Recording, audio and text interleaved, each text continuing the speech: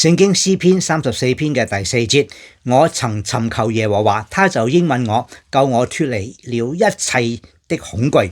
詩人曉得嚟到去尋求神，呢位神，呢位耶穌基督，在現在呢個時候，你尋求佢，願意相信佢，佢就俾你尋見，因為現在仍然係可以蒙恩得救嘅時候。Now is still the time of salvation。只要你願意相信佢，依靠佢，就可以得救，好得無比。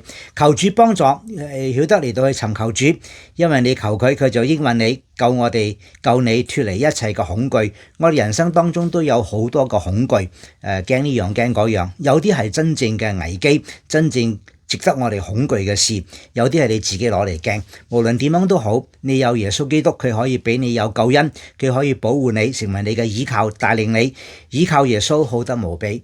求主幫助，我係鄧英善牧師。